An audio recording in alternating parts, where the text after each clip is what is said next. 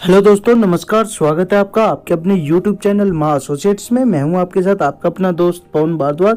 चलो चलते हैं हम आज की अपनी वीडियो पर।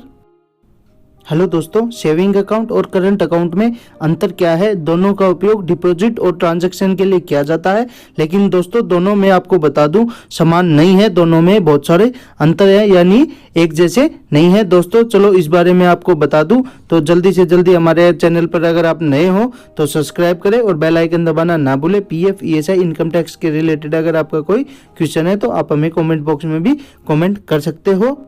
बैंक अकाउंट होना आज हर व्यक्ति की जरूरत बन चुका है, चाहे वो किसान हो, वेतनभोगी हो, सैलरीड पर्सन हो या कोई भी गृहिणी हो, यहाँ तक कि विद्यार्थी या स्टूडेंट कोई भी हो, सभी के लिए, कारोबारियों के लिए भी बैंक की आवश्यकता बहुत जरूरी है। हर बैंक में दो प्रकार के अकाउंट खोले जाते हैं या दो टाइप के अकाउंट खोले जाते हैं, सेविंग अकाउंट और करंट अकाउंट।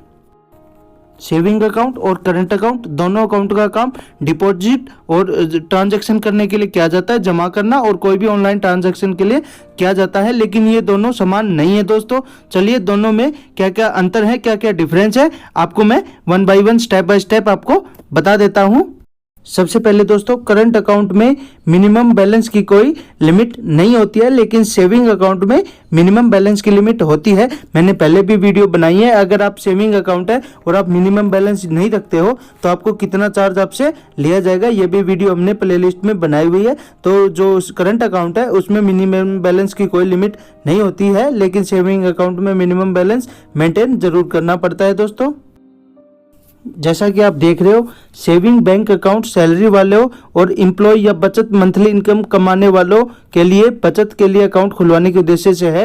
इसी के नाबालिग के नाम पर भी खुलवाया जा सकता है। जो सेविंग अकाउंट है हम उसकी बात करें, वहीं करंट अकाउंट बिजनेस करने वालों यानी कारोबारियों जो कारोबार कर रहे हैं, कंपनी बना रहे हैं, अच्छे stock partnership firm, LLP, private limited company, public limited आदि खुलवाते हैं, उनके लिए करंट अकाउंट होता है। तीसरे नंबर पर किसी भी बैंक में सेविंग अकाउंट एक डिपॉजिट अकाउंट होता है जो खाता धारक को लिमिटेड ट्रांजैक्शन के लिए अनुमति देता है। वहीं करंट अकाउंट डेली ट्रांजैक्शन के लिए होता है। यानी दोस्तों इसको सिंपल भाषा में बताया जाए तो सेविंग अकाउंट में एक लिमिट होती है, अगर आप उससे ज्यादा करते हो तो आप पर चार्ज भी लग सकता है, जबकि करंट अकाउंट में ऐसा कोई चार्ज नहीं होता है। इस तरह जैसे जन धन अकाउंट है, आप उसमें 10,000 से ज्यादा विड्रॉल नहीं कर सकते, पूरे साल में 1 लाख से ज्यादा उसमें पैसे जमा नहीं कर सकते, उस पर जो पाबंदी लगाई गई है। वैसे ही करंट अकाउंट में ऐसी कोई पाबंदी नहीं है। करंट अकाउंट में आप डेली रूटीन पर कितना भी जमा करवा सकते हो, कितना ही विड्रॉल करा सकते हो, लेकिन सेविंग अकाउंट में ऐसा नहीं करवा सकते आप। इसके लिए आपको परमिशन लेनी पड़ेगी और आपका अकाउंट अगर करते हो तो क्लोज भी कर दिया जाएगा। नेक्स्ट में सेविंग अकाउंट में आप केवल उतना ही पैसा निकाल सकते हैं जितना उसमें है, उससे ज़्यादा पैसा निकालने की कोशिश करने पर आपको बैंक अलर्ट कर देता है कि आपके अकाउंट में बैलेंस नहीं है। लेकिन करंट अकाउंट में यह सुविधा मिलती है, यानी आप इसमें मौजूदा बैलेंस से ज़्यादा भी विड्रॉल कर सकते हो। ओवरड्राफ्ट लिमिट, ये जो ओवरड्राफ्ट फैसिलिटी होती है उसको यही कहते हैं कि ओवरड्राफ्ट में अगर आपका करंट अकाउंट है और आप ज़्यादा पैसे निकलवाना चाह रहे हो तो वो भी आपका पैसा विड्रॉल हो जाएगा, लेकिन सेविंग अकाउंट में ऐसा नहीं होता है। सेविंग अकाउंट पर कस्टमर को ब्याज मिलता है, लेकिन करंट अकाउंट पर कोई ब्याज नहीं मिलता है। ये सबसे इम्पोर्टेंट है। अगर आपके पास सेविंग अकाउंट है, लगभग सेविंग अकाउंट होते हैं तो उनको सेविंग 3 महीने में क्वार्टरली इंटरेस्ट रिसीव्ड होता है, लेकिन अगर आपके पास करंट अकाउंट है तो उसमें कोई भी इंटरेस्ट की स्कीम नहीं होती है। उसमें आपका अगर चार्ज लग ही जाता है जो कि बड़े लेवल पे होते हैं, सेविंग जो अकाउंट होता है उसमें आपको इंटरेस्ट मिलता रहेगा टाइमली। सेविंग अकाउंट की तरह करंट अकाउंट में भी मिनिमम बैलेंस रखना जरूरी है, लेकिन करंट अकाउंट का मिनिमम बैलेंस सेविंग अकाउंट की तुलना में बहुत ही ज़्यादा होता है। सेविंग अकाउंट में तो अगर आप सेविंग अकाउंट में मिनिमम बैलेंस होता है 500 से 1000 रुपये, ये अपने हिसाब से होता है, जबकि करंट अकाउंट में 5, 10, 15, 20 हज़ार तक का हो सकता है। ये अपनी बैंक की जहाँ पे ब्रांच है उसके हिसाब से डिसाइड किया जाता है कि कितना मिनिमम बैलेंस रखना होता है, लेकिन सेविंग अकाउंट में कम होता है, करंट अकाउंट में होता है बहुत ज़्यादा होता है।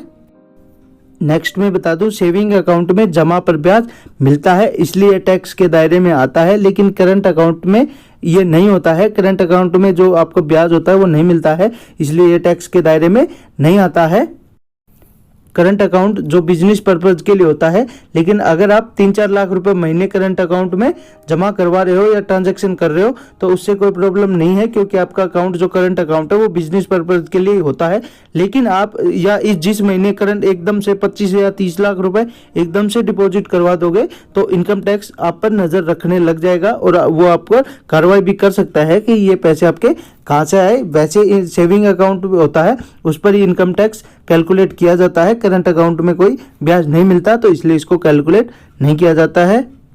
जैसा कि मैंने पहले भी बताया है, करंट अकाउंट में मैक्सिमम बैलेंस की कोई लिमिट नहीं है, लेकिन सेविंग अकाउंट में मैक्सिमम बैलेंस की लिमिट है। जैसे जनधन खाता के मैंने एग्जांपल भी दिया है, 10,000 से ज़्यादा आप उसमें विड्रॉल नहीं कर सकते, जमा नहीं करवा सकते। ऐसे ही सेविंग अकाउंट में भी एक लिमिट होती है, उसके बाद इनकम टैक्स भी आप पर नज़र रख लेगा। लेकिन जो करंट अकाउंट है उस पर कोई प्रॉब्लम नहीं है, आप कितने भी ट्रांजेक्शन कर सकते हो पूरे दिन में, पूरे महीने में, उसमें कोई लिमिट तय नहीं है।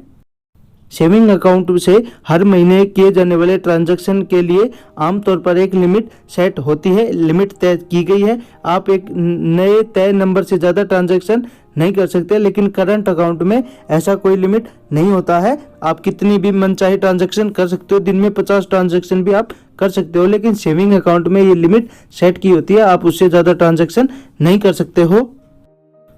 उम्मीद है दोस्तों आपको हमारी वीडियो अच्छी लगी होगी।